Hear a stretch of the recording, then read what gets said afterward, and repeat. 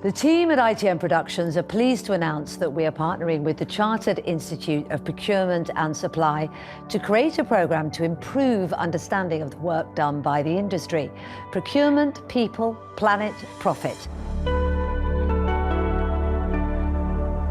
The big priorities today are increasingly being set by what are the important issues for society.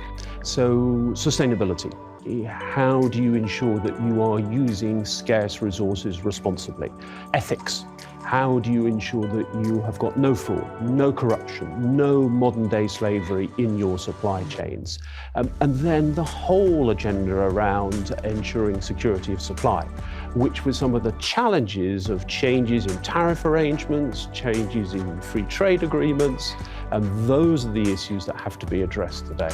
There are all sorts of emerging technologies, AI, that are making a difference. Do you think it's going to take the sector to a new level? We're still in the early days of the value that that can bring to the profession. So it can be about efficiency. How do you do routine tasks in a more efficient way? Or it can be about how do you get better information through artificial intelligence, for example, that allows you then to be able to take better decisions or to be able to take faster decisions. So what kind of employment opportunities are there for people in this sector, and how do we encourage more people to come into the sector and explore it? It's a hugely, hugely exciting profession, and I think always has been. And if you think about ethical sourcing, you think about sustainability, you think about scarce resources and how do you responsibly use those scarce resources, and how important those are to society today, I think those are topics that young people really, really associate themselves with. So what about a job which allows you to be embracing sustainability, embracing ethics, and also spending significant amounts of money and then managing those through a supply chain? That's pretty exciting.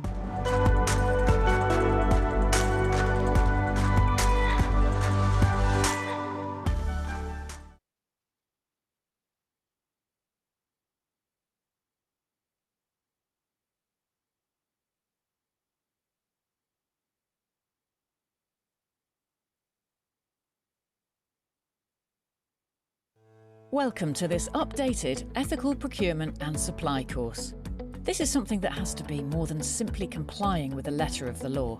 It's a way of life, underpinning business strategies and guiding everything we do as procurement professionals. The course and the accompanying assessment is a key component of this, allowing individuals and organisations to demonstrate their commitment to ethical procurement and supply. This course focuses on 3 key pillars of ethical procurement, all of which are underpinned by our professional ethics. We define professional ethics as the personal and corporate rules that govern behaviour within the context of a particular profession. So, being ethical means behaving in accordance with and having respect for the rules, regulations and standards such as ethical codes of the procurement profession. It plays a major role in procurement and is becoming increasingly important as technology advances and consumers become more aware of the effects of unethical behaviour associated with certain brands. So why is this such an important topic for people working in procurement today? Just take a look at some of these statistics.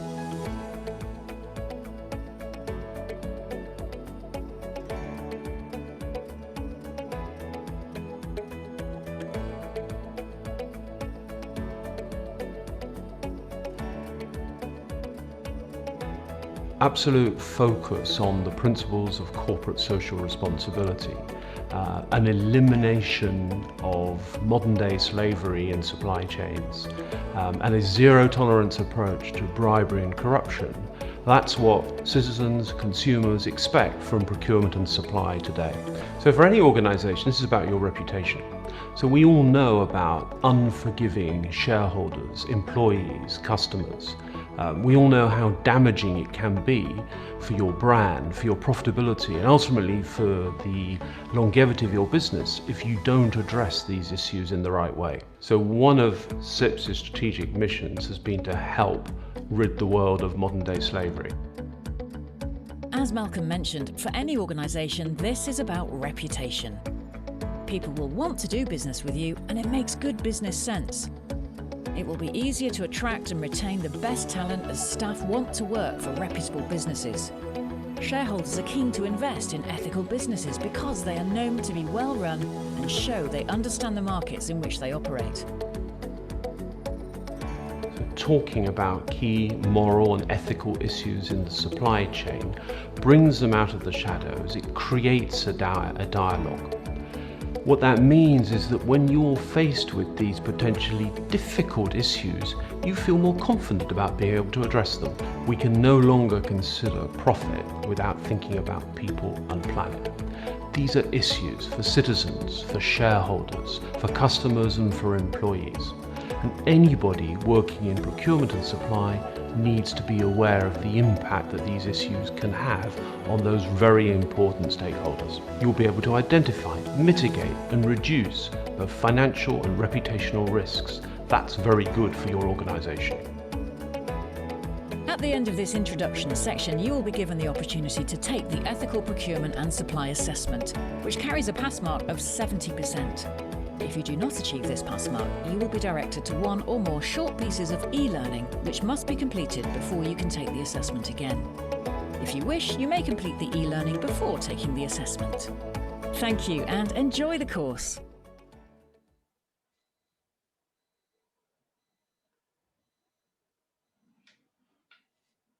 Good afternoon to you all from here in Dubai and welcome to today's webinar. My name is Sam Champong and we're going to talk on the subject of ethics in procurement and business today. This webinar is one of a series of webinars and events that we're hosting to coincide with Global Ethics Day, which is on the 21st of October. So we'll talk about the key features and considerations of ethics in business, and we'll also show you the practical ways in which SIPs can assist you as an individual and your organization address the issues involved when taking ethics into consideration. The video you've just seen at the beginning of this session was the introduction to the SIPS ethics test, an e-learning module, and at the end of this webinar we'll give you more information on how to take that test. We'll also hear today from Suleiman Abdullah, who heads up the procurement function for the Telecoms Regulatory Authority, the TRA. The TRA are one of the organizations leading the way in ensuring that ethics is ingrained in business culture and working practices. If you do have any questions during this session, please use the question answer button below. We will have a question answer session at the end of today, and during that time, we'll be able to address all and any of your questions. So without further ado, let's make a start. So ethical procurement and supply. Interesting subject that many people have a view on, and it obviously comes in many different forms. Now, the definition of ethics in procurement and supply is what we have on the screen there. And it's a little bit narrow when it comes to business because it does govern the personal, that's yourself, and the corporate, that's your company's rules that govern the behavior within the context of your particular profession. And if you're going to split it down into specific areas, there are three main areas as far as ethical procurement and supply in an organization perspective. One of them is the environmental procurement or the environmental considerations. Then we talk about human rights, and then we talk about fraud, bribery, and corruption. All equal and important elements of what ethics constitutes in the context of procurement and supply, and ethics in business as well. So if you think about what the drivers of ethical procurement are, and why do we even get involved in it, and why is it important? In real terms, every organization should have in its vision, in its policy, in its values, and its objectives, ethical practices. So these should be ingrained in what you do. And there's reasons why, there are drivers why they should be. So even if they're not actually ingrained in your values, they are things you'll have to adhere to, because many elements of ethics, not all, but many elements of ethics are ingrained in law, wherever you are in the world. And also, as far as ethical behavior is concerned, your stakeholders and your customers will have a really good view as to how they see ethics, and they'll be demanding that you follow ethics in a particular way. So It's obviously best practice to have ethical considerations built into what you do. But the reality is, even if they're not, you'll be required to adhere to ethical behavior nevertheless.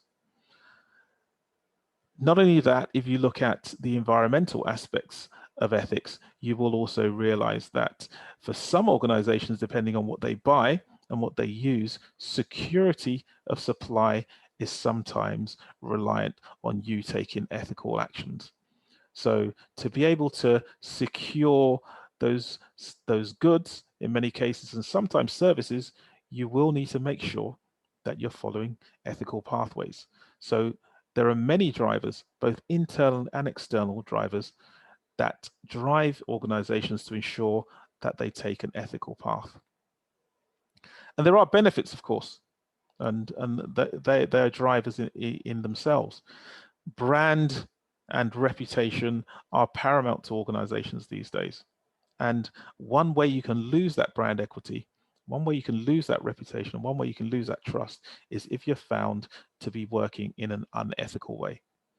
And that does actually hit your bottom line.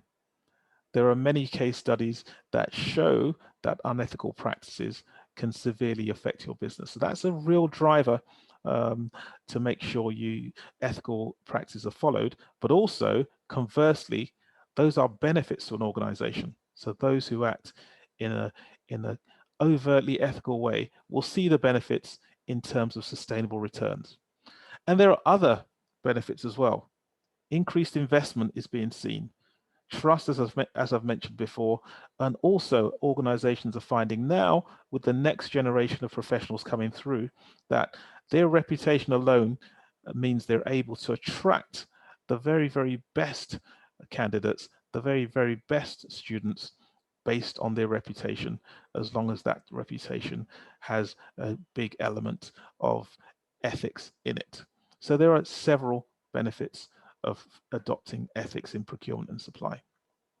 So let's talk about the first pillar that we spoke about. We said we have the environmental considerations, we look at human rights, and we also look at fraud, bribery, and corruption. The first one is the environment, and typically people refer to this sustainable part of ethical procurement as the people, planet, and profit considerations. Because sustainable procurement is defined as where organizations meet the needs for their goods and services in a way that achieves value for money, but achieves that value for money on a whole life basis. And some people now term this the circular economy. That's an often used phrase these days.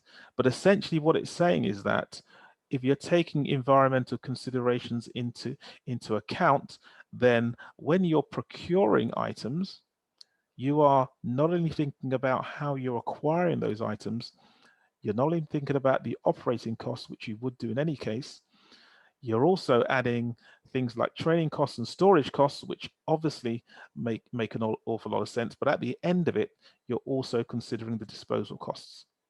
Because of course, maintaining the planet or making sure that the planet is not further damaged, what organizations, especially large organizations who have a large carbon footprint, they have a real responsibility to make sure they're not adding to the disposal of items that are not recyclable.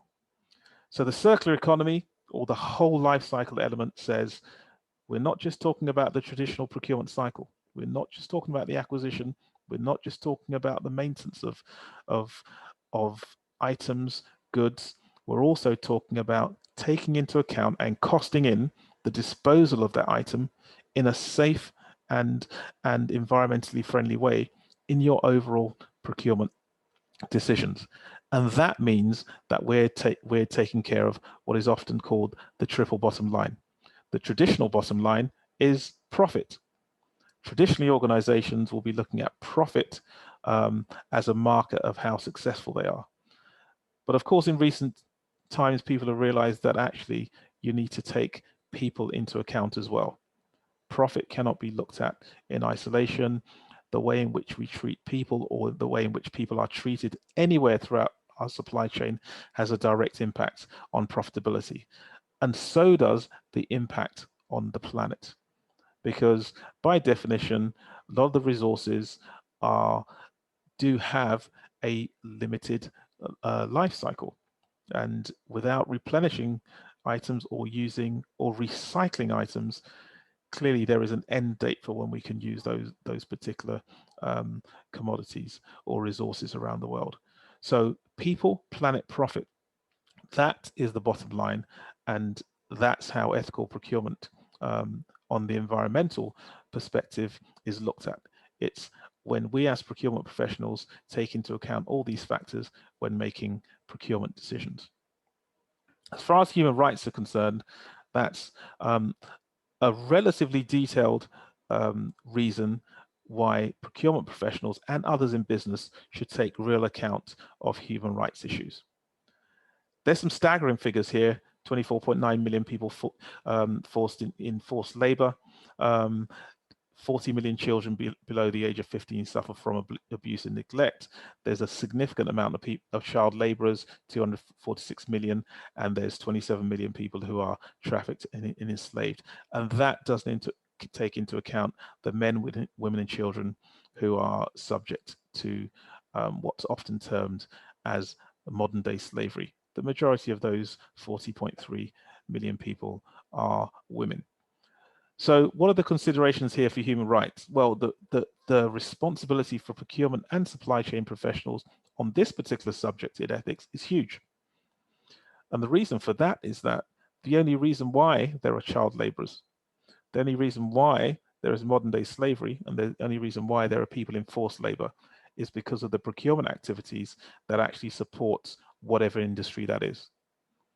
Whether it's a garment factory or whether it's fruit picking, it's the responsibility of the procuring organization to understand what the source of those items, those goods, those commodities are, and also what the welfare of those workers also are. That's where human rights comes into your ethical considerations as a procurement professional, because these human rights issues that are mentioned here are a direct effect of procurement. So it's inherently a part of the responsibility of procurement and supply chain professionals to know what's happening all the way down your supply chain and play the necessary part to eradicate these things as well. And that will add to the triple bottom line. It adds to your ethical currency as an organization, and all the tangible benefits that follow that as well. And the final third part of ethical considerations is fraud, bribery, and corruption, which comes in many forms. It's a varied subject, a serious subject, and sometimes it's an often not very well articulated or understood subject. Because fraud, bribery, and corruption comes in many forms, and it could be whether it's how suppliers are billing you or how you're billing them. It can be about contractors abusing the use of variations, by people within an organization not declaring an interest in a particular market exercise or tender activity. It could be manipulating bidding or contract specifications, obviously kickbacks and bribes, and also not declaring personal interests, or declaring personal interests but not fully, and also not declaring fully what your part is in the formulation of a decision that involves procurement, significant or otherwise. So there are many forms of fraud, bribery, and corruption. Some are overt and some less clear. But nevertheless, what should be realized is that the effect of fraud, bribery, and corruption is significant. And if you talk about 47% of companies who have experienced fraud in the past 24 months, that's a very big number. That's a huge number. And then you look at the scale of fraud losses, for example, which have been estimated as 80% of the entire GDP of a country like the UK. So we're talking about over, the GDP of the UK over almost 3 trillion. So you're talking about fraud losses being 80% larger than that. So that's a significant amount of money that's being lost by fraud, bribery, and corruption.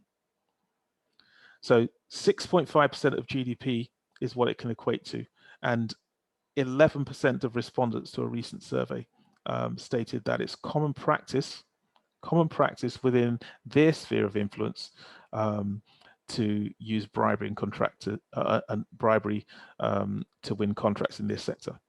So all of this is contributing to these large numbers, and clearly it adds to the price of doing business across the world, whether it's the developed world or the undeveloped world.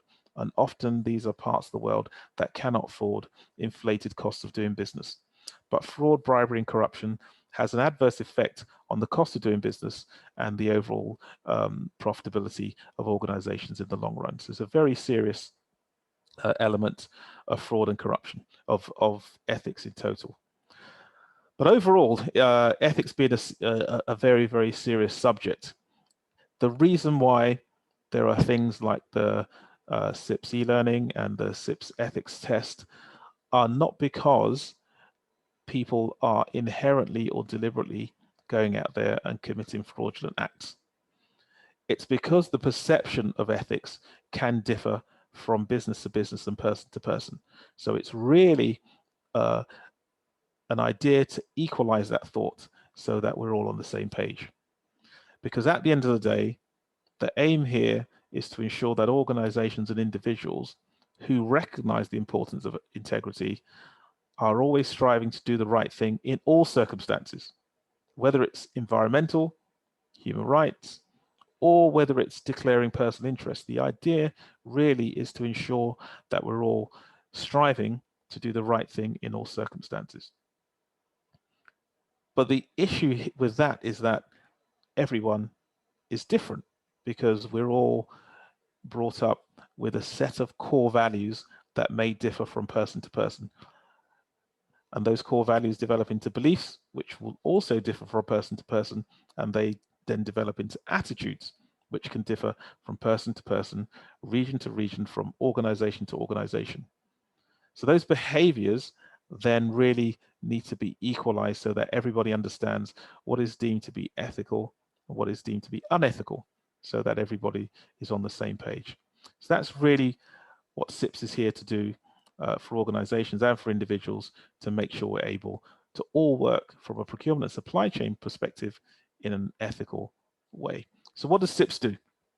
CIPS takes a four-step approach to ensure organizations and individuals can work in an ethical way. The first stage of that is the adoption of the CIPS Corporate Code of Ethics, which we share with individuals.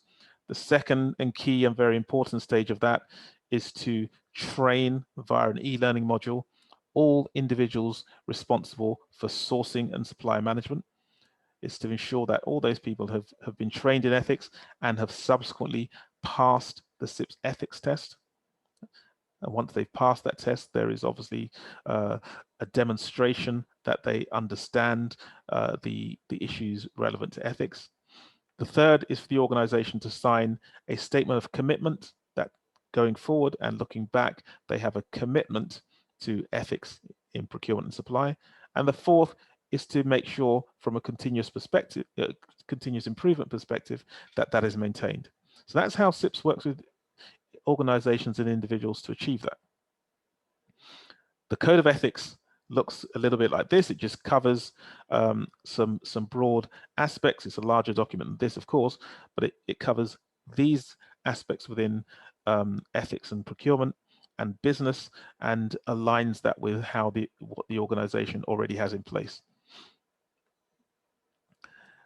The e-learning test that the ethics test that individuals are asked to take includes an element of e-learning, about two hours of e-learning, 3 modules, and then a multiple choice test which has a pass mark.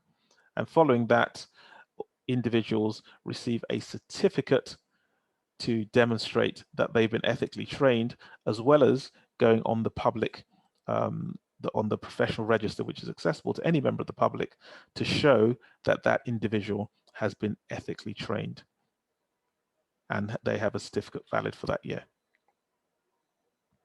From the organization's perspective, the organization signs a statement of commitment that they will continue to have a commitment to ethical practices and ingrain them into what they do.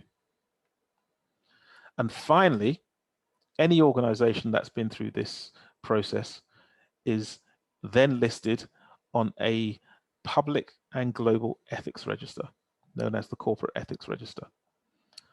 These organizations can demonstrate that they are up to date as an organization in committing to ethical business practices, and that all of their team involved in any procurement or supply chain practice have been trained and have taken and passed the CIPS ethics test.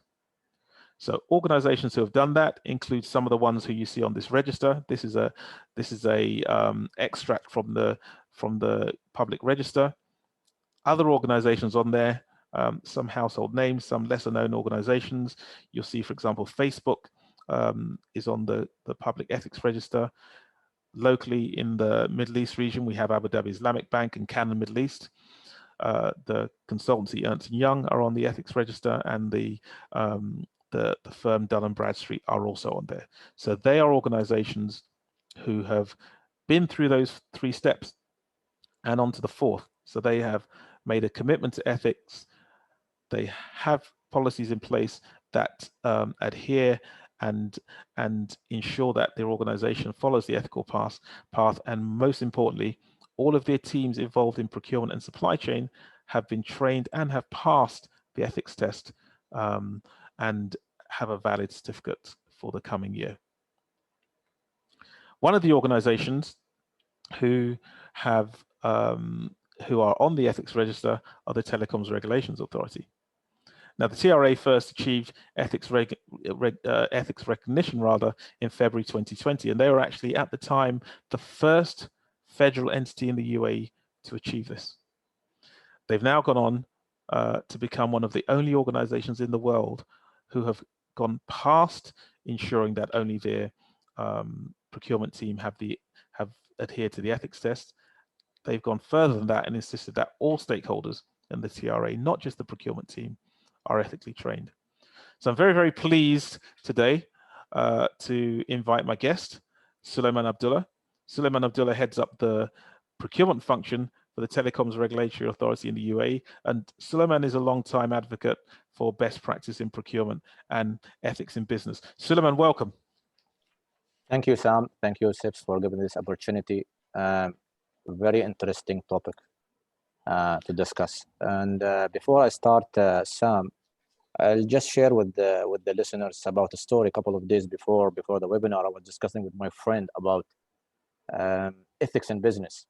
And the discussion took, I think, almost 3 to 4 hours, talking about, does ethics exist in business, especially in today's world driven by commercial aspects. And at the end, I told them that if you believe there is right and wrong, and if you believe there is just and fair, yes, business ethics in business exist.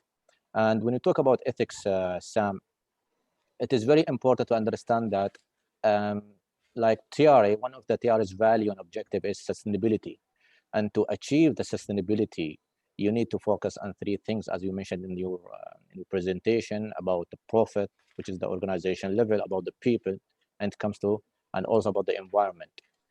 Having said that, we truly believe that in order to drive value to the organization, ethics an important element to comply with. Unethical practices really damage the organization image and reputation. And I think it's not only cost, it's reputation and your brand. If you lose your brand and reputation image, it's very hard to find partners to deal with you. And another important point to highlight when it comes to ethics in business is not a one-time process when it comes to ethical practices, Sam. It's not like you are assessing your partner once or twice or 3 times. It is a process that you need to monitor in every transaction that the business organization is engaged with. You either engage with the external parties, you either engage with your internal parties and the stakeholders. So it's very important for any business to highlight ethics as part of its code of conduct. I think there's some really good points there. It's first of all, it's very difficult, but it is very important, and obviously the results are there. So in this day and age, I think what you're saying, Suleiman, and I fully agree, is it's hardly a choice. It's absolutely fundamental doing business in the current day and age that these practices are followed. So thanks for those views. And before I go to you with some questions, because I really like to ask you a few things about the TRA, but I'm going to go to a poll and ask the audience actually. So let's find some information from the audience. So what I'd like to know is, and I hope you can all see this on your screen now, is for everyone who's in the audience at the moment, if you can see the poll, please vote. Does your organization have an ethics policy in place, first of all? And secondly, have you as an individual taken an ethics test as an individual? So really be interested to know what the answer is there. So we'll give about a minute to get some answers from you, and then I'll let everybody know what the results of that poll was. So does your organization have an ethics policy in place? And have you ever taken an ethics test?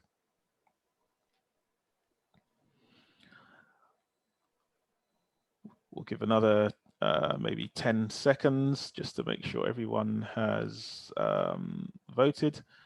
We got so 70% of the people here have voted. So another 30% of you, if you'd like to just put your preference in there or put your answer in the poll, so we can hear your voice, and we'll just stop that in about 10 seconds.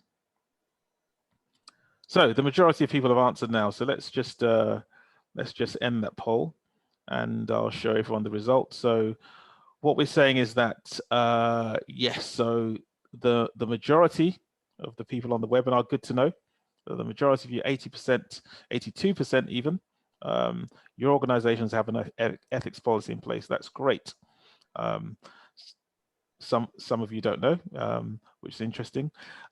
And the other thing is, have you ever taken an ethics test? Well, 60% of you have, which is good. And I think for the other 40%, obviously there's an opportunity that you can also do so. So great, thanks so much for sharing your views there. An overwhelming majority of you have an ethics policy in place. As I said, it's great, and even more of you have the opportunity to go forward and take an ethics test. So coming back to you, Suleiman. Yeah, tell us about TRA. So first of all, how important is ethics in business to you? To be honest, Sam, ethics an important point, okay, and when it comes to supply chain. And as a TRA, we always communicate and discuss with all our stakeholders the importance of ethics, because unethical practices can damage severely any organization reputation and an image. So it's not about cost only. So we are not only focusing about cost, getting the lower price items. It's more than that. So based on that, one of our value is to promote ethical practices when it comes to supply chain, the whole process of supply chain. So you're not talking about the vendor, you're talking about the community, you're talking about environment and planet, you're talking about stakeholders who are maybe your suppliers and your internal stakeholders. You're talking about also the value of the organization, who are your management and your investors, to highlight to them the importance of ethics. Fantastic. So obviously the importance is paramount. I can see it's something that you're very passionate about, and you and your team have obviously taken you've taken the ethics test, like 60% of the people here. What was the experience of you and your team taking the ethics test? I personally value the importance of ethics, Sam, and I think the journey started when we signed an MOU with SIPS. TRA management highlight the importance of ethics practices in the organization. So the journey started with signing the MOU. Then I think it's important as a leader, when you're trying to apply or implement any changes in the organization, you need to communicate the objectives and what is the outcome from this practices. So I started by myself, leading by example. I start doing the test. The test really give you a really important highlights on what is the ethical practices, especially in supply chain, and what is the impact of these elements, then I think my team also believed that it's really an important point to understand and what is the value of ethics in the organization, and all of them went through the same test. Now we are glad to be the first federal entity who's receiving this corporate certification in supply and procurement. And we did not, stop there. We even trying to promote ethical practices beyond the procurement, because we understand that in order to achieve the highest value in the organization, you need to have all the stakeholders connected and understanding the value of ethics. And I think you've hit on a very interesting point there. So obviously I'm aware that TRA has extended the requirement for people to be ethically trained and to have demonstrated that via test beyond just the procurement team. And so you've extended it to stakeholders. And by what you just said, obviously there's a recognition that there are key elements of ethics that cannot be contained within procurement. Statistics say that a vast majority, for example, manipulation of specifications can happen before you get to procurement.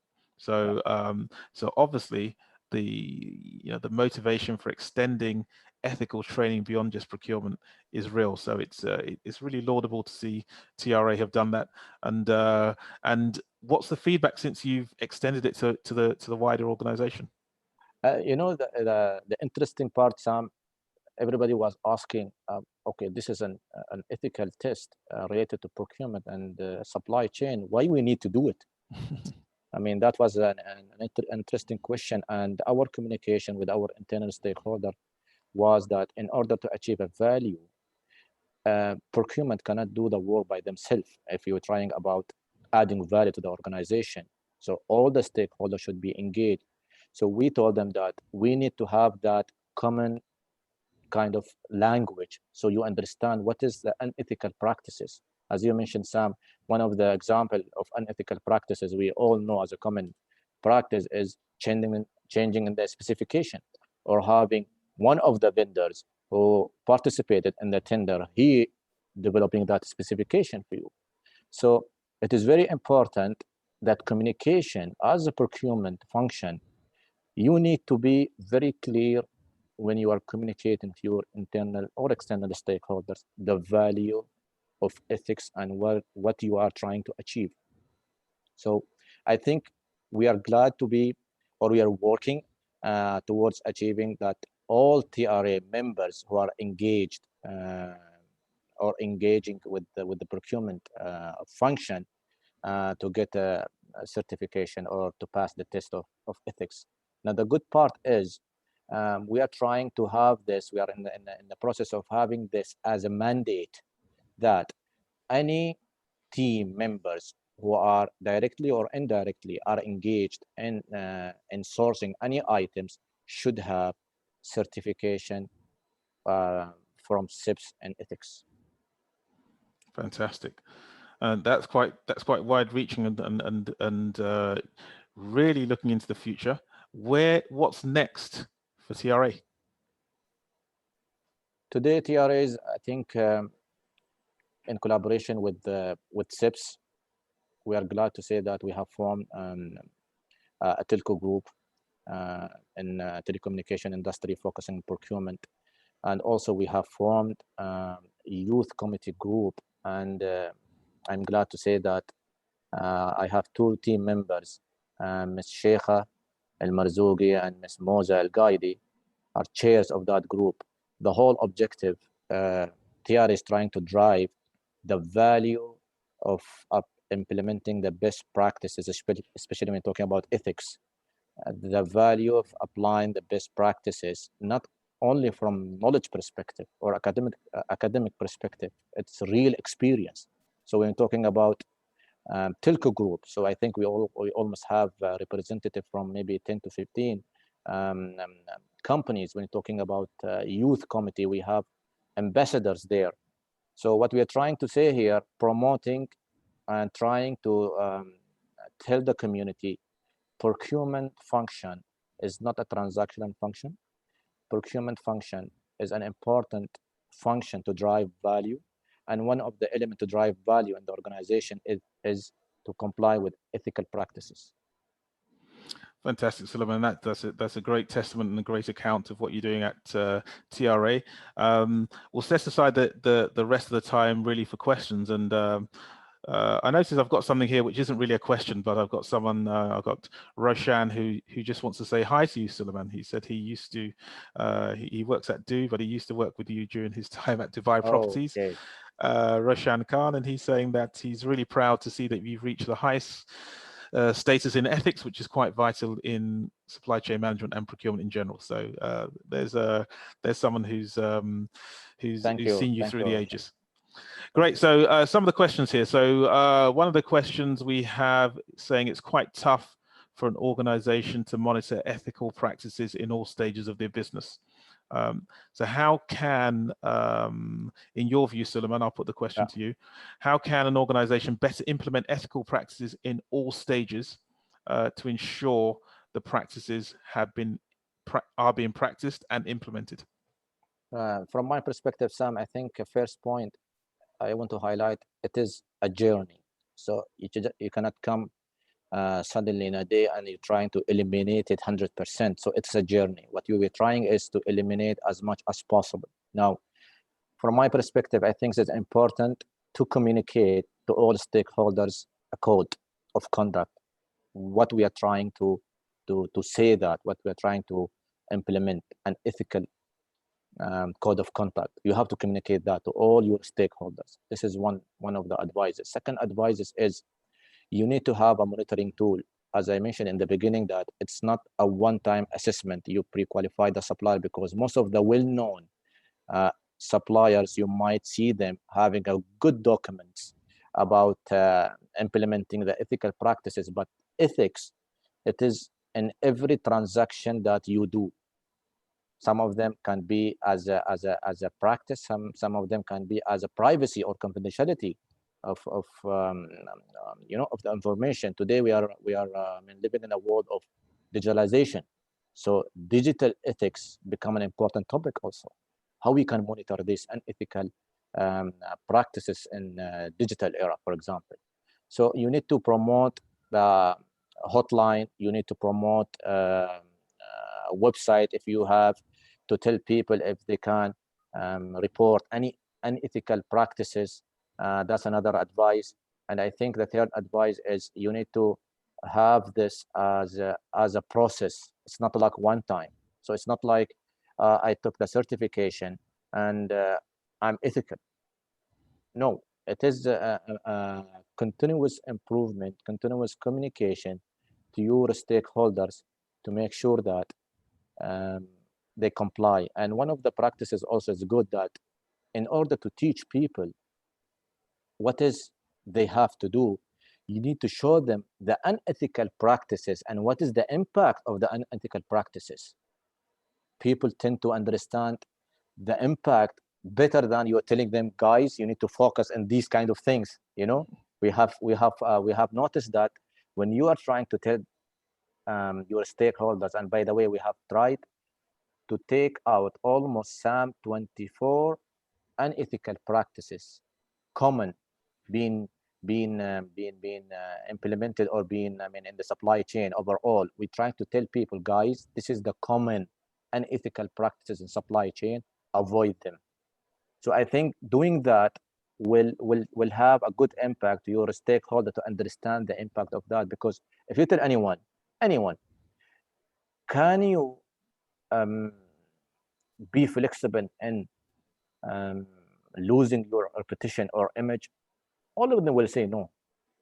So it is very important to understand that ethics is not only behavior, it is really practices that we need to implement as an action. I think that's a very good point, and it actually reminds me of somebody who once challenged as to why people need to take an ethics test, and their assumption was, hold on a minute, an ethics test surely is just asking people whether they would, in the circumstances, commit any unethical practices with a simple yes or no. But of course, it's not that at all, is it? It's all about going more deeply and identifying things that perhaps you wouldn't see as being unethical, and therefore steering you away from them. So that's a great answer, where you give people common examples of what unethical practices are, so they immediately know how to avoid those. Great answer. I think a story of a stakeholder. He just called me, and I thought when he will call and discuss with me about this, I thought that he will be discussing why we are taking this test for ethics. Then he just highlighted. He really thanked me and said, "Suleiman, thank you for providing this opportunity, because I understood as a project manager managing a project, what are the elements I need to focus on when it comes to evaluation process, for example." So people will value once they go through it, and really there's a value when you guys, I really encourage everyone to go through this test. And it's not like, and I think it's every year you need to go through this test if you want to have your certification validated. It is very good because it highlights some important points that you need to focus on in order to drive validate your organization, especially in ethics. Fantastic. And another question that came through, which says, procurement is not a standalone department. They're dependent on other functions such as delivery and design. And what happens at their level may not be visible at all to procurement. How can, in this case, how can that be controlled and mitigated? Okay, as a procurement function, we need to be proactive.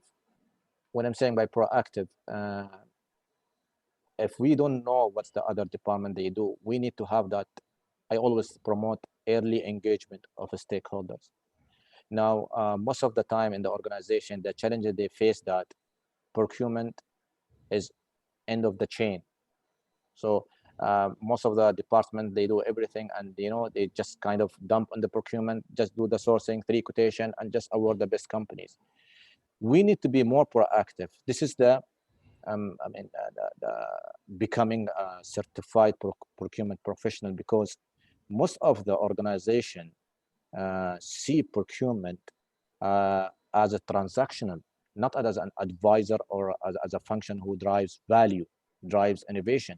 Some of the points I really highlight that suppliers and stakeholders who are considered as external stakeholders, really a party who really did severe market analysis and understand their product more than us.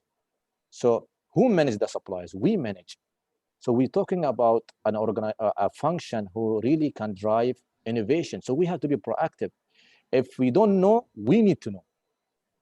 And we have to state why we need to know. So we have to have that common language, guys. You as a department, you have a KPI. Yeah, you need to have the project within that timeline. That's good. We need to sit with you as an advisor, as a partner, to implement this in the best way and the best time. So that kind of things, as I mentioned, is not an easy things to do. It requires knowledge. It requires really leadership. It requires communication skills. It requires stakeholder management skills. So many aspects there. It's not only procurement as a procurement role, but there's so many elements add on in order to minimize this. I couldn't agree more, Suleiman. Question coming in saying that with the requirement to deal with stakeholders on ethical issues, how does the procurement department have an awareness of the technical requirement to avoid the manipulation of specifications? Very good questions, and I think I received that question several times. I will always say that if you have a procurement function, ask any procurement professional and you ask him how you do the process of procuring things, and if you hear that he knows everything, that's wrong. You need to be specialized in a category. That's why we promote category management. If you are not skilled enough in a particular category, take trainings, be specialized in that category. You have to pick a category that you like, or people, they either do what they like, they need to like what they do at the end time. So category management is very important. If you don't have skills of a particular category, take knowledge or advices from your partners. The problem is we need to have that level of engagement and trust with our partners. In TRA, for example, in technologies sourcing, we have a partner where we consult them every time and engage them every time whenever we source a technology, in order to have that skill gap, filled. Sometimes, yes, you have to do that because you have a partners, and you have to train yourself in order to be a good category manager in that category. I think that's a great answer to that question, and I'll go back to the person who asked that, and I think certainly it personifies exactly what you're saying. You've got to be, and I think I had this discussion with some people today. You've got to be almost as skilled as your end user department, so you speak the same language. You've got to have that level of technical expertise in that category, and the only way you're going to do that is to do your own homework. So very good point there, Suleiman. A question coming in from Priya. She's asking, in some instances, organizations are given first right of refusal in business transactions. Would you, or in a tender, do you think that is, in broader terms, do you think that is an unethical way to deal with a sourcing scenario? If you don't mind, Sam, can you just repeat the first part of the question? I couldn't hear it. Sure, yes. So what she's saying is that some organizations are given first right of refusal in tender situations. And would you consider that unethical? So in other words, what she's saying is that certainly, I guess, in her organization, when a tender is given out, in some cases, the organization will go to the incumbent supplier and say, okay, this is the result of the tender. However, we're going to give you first right of refusal, basically, I guess, to match the terms or match the commercial terms before we give it to somebody else. If I understand the question, I think in the procurement terms that you qualify the qualified suppliers in the first round. Answering to that questions, we will not say it's an ethical or unethical practice. It depends on the policy. However, if the supplier is not matching your full requirement and you are disqualifying the supplier, I think the ethical practice is that you need to notify that supplier, and you need to have that hotline, a process where the supplier can state his comment. The ethical practice that the supplier needs to know that why he's not being qualified. So I think that process is more important, because what we lack in procurement, I always say this, that the feedback that we need to provide our suppliers, because the suppliers really, I have one of the suppliers who really sat with me and said, I really appreciate, Suleiman, that the TRA had provided me the comment of my performance, because without knowing that feedback, I will not be able to improve and develop. So I think transparency is very important when it comes to procurement. That is an important point also I need to highlight when it comes to ethical practices. I think if you have some of the processes which is not fully automated, focus on automating the full cycle of supply chain management, because then you can have a better visibility and more control on what's going on. I couldn't agree more, and I think I'll also add to that in terms of the first right of refusal as well, and add to what Suleiman has said by saying that really and truly, you shouldn't add a supplier to a tender if you're not fully intending to award them the business if they're successful. So in other words, if someone is successful and you're then saying, no, we're going to go to our existing suppliers, then maybe you shouldn't have got into that tender situation in the first place, because as Suleiman says, you really should be giving people feedback at the end of any market exercise. And I think you'll struggle to give people feedback to say you were the preferred bidder, but we gave your commercials and your technical proposal to our incumbent, and we awarded it to them instead. So the answer to the question really is that it probably goes beyond ethics. It probably goes into a lack of best practice, perhaps, as well. One of the questions coming through, Suleiman, any best practices you can share to detect fraud? I believe I can only advise Sam that in order to have a good ethical practices, you need to engage all your stakeholders involved, and you need to communicate to them the importance of ethical practices, especially when it comes to your suppliers and your internal, I would say, internal stakeholders, project manager and user. It's very important for both parties to understand that they contribute, both of them contribute to the value of the organization. And we need to believe all that, all of them need to be engaged together as early as possible. And then we promote ethical practices in procurement because we all are responsible for protecting the organization image and reputation. And I think you mentioned earlier that that in TRA you have a hotline. Does that work? Yes, we have a hotline for our internal stakeholders. For example, if somebody wants to report any unethical practices, anybody, he can just report there in that hotline. And we also have a hotline for the suppliers. If supplier feels that he was treated unethically, we call it a grievance committee. So he can just raise his issues, his case there. And we have a vice committee headed by our internal audit. So he kind of be fair, you know, when we're taking a decision, studying the case of the supplier. And another question that's coming, it's saying, what's the role of digital procurement in ethics and compliance? I think important point when it comes to digital ethics, Sam, is how the important point is about privacy and confidentiality. It's very important. In today's world, I think, you know, there is a white hackers, you know, these kind of terminologies.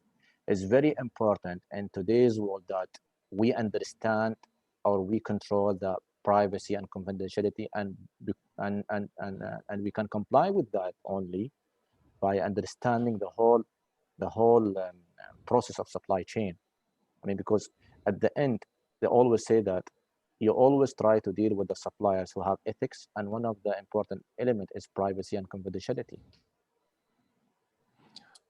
I think you're absolutely right. And privacy and confidentiality, if that's maintained within a tender situation, then basically you're leveling the playing field, which is what ethics is all about. So I think you're absolutely right. We had a question from Harry Laxminaran. Harry, you're on. Did you want to ask the question live? Okay. If not, we'll move on for a second. And I think the final question really that we can ask here was, do you have a view on how a maverick spending could be solved? Now, that's not directly related to ethics, but it has some hallmarks with ethics as well. How do you control maverick spending in TRA? The question is matrix spending. Sorry, maverick spending. So in other words, spending outside of policies, spending unauthorized spending, in effect. Okay. First of all, unauthorized spending. If you have a good P2P cycle as an automated system, I think you will reduce a much more about unauthorized spending in the system. Now, I'm sure that most of the organizations or some of the organizations face this. And when you face this, you need to have, that's why I said you need to have a very strong policy and procedure when it comes to governing the procurement processes. And you need to have a really strong authority of matrix being communicated to all your stakeholders. And I always say that in procurement, you will be able only to reduce the risk and unethical practices by engaging with them and by communicating with them and by having them understanding what is the value of procurement. So it's not only having a knowledge of technical aspects, but I think as a leader in procurement, you need to have that level of engagement with your stakeholders and telling them, as I mentioned in the beginning, that the impact of these kind of practices, unauthorized spending, will cost companies badly, and unauthorized spending will affect the image and reputation of the organization, and this happens because of the individual practices. So that's why when I mentioned that, why we're trying to have ethical tests given to our project managers, because anybody who's engaged in the sourcing process or selection of supplier process, you need to understand these elements are forbidden. For example, it's not unethical practices will affect the organization. So it is more about communicating to them, sitting with them, making sure that the people who are engaged taking the necessary documentation, certification, so they understand procurement language. That's great, Suleiman, and thanks very much for your input here. I'm going to put one final question to you, because obviously we've run out of time, but the question is saying that the TRA is well known in the UAE for great automated segregation of duties, SOD practices, as an essential practice to combat to control and combat occupational fraud risks. Are there any plans to leverage this as best practice on a federal level? We are working on that. I'll give an example about COVID-19. And I will be very specific towards procurement and supply chain. When COVID-19 hit SAM, and the first point we have done is, one of the first point we have done that we have established a framework, some of the best practices that any organization needs to implement in crisis. So it's like a framework, bullet points, steps, I think 8 steps, 9 steps. So we are in the stage of finalizing the framework, so we can have it, published to all our federal entities. So kind of sharing our best practices to all our federal entities. Maybe they can get advantage and, from these practices. Fantastic, Suleiman. Thanks very much for sharing your knowledge on this today. Really appreciate you coming along. Thank you to everybody else who joined the session again today. There is further information on the screen about the link to the SIPS ethics test if you want to take it, but also we will be sending you an email after this session with a link as well. If you've got any other questions related to it at all, please do get in touch with us directly. Well done again to the TRA for the extraordinary efforts they're putting in. Well done for all the questions. We had some really good questions and a really lively session. Thank you once again for this webinar, and look out for future webinars as well. All the best and take care. Thank you.